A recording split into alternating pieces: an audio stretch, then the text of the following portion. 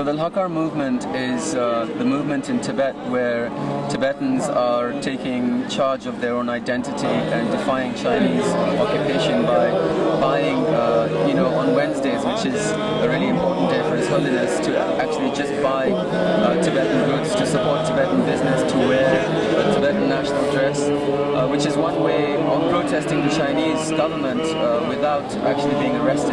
So that's a really big movement. And over here in Boston, we've been running a Vigil and a Hakar movement since March of 2008. And we've been here every week for 2 hours, and we will be here until Tibet is free, to be the voices of the Tibetans in Tibet who are not able to be heard around the world. As you know, right now there have been up to 21 self-immolations.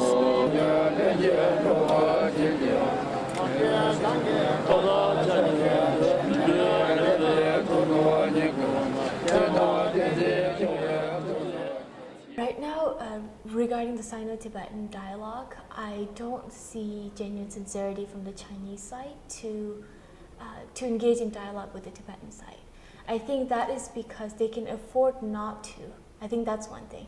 But another thing is, until the day that we find what would push the Chinese government, what is it that would make them concede, until we find that, I don't think they will budge at all. If you think about all these people, they are reading all of scriptures in Tibetan.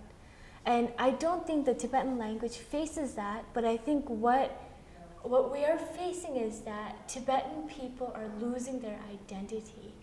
And eventually we are not as attentive, or we're not taking good care of our own language. I have to think about why China is so mistrustful. Their history with Japan, their history with Europe, they have a problem trusting people. And a lot of people confuse ally with friends, but ally is really when you have, in political science, international relations, ally is when you actually have a treaty with the country that says we're going to come to your defense when you go through a problem. And China doesn't have a single ally right now. But the US does. The US has 26 allies, with NATO. And so when China looks out, they're actually very afraid. They see US a superpower with all these allies. And then they have this past history of mistrustful of Japan and Europe.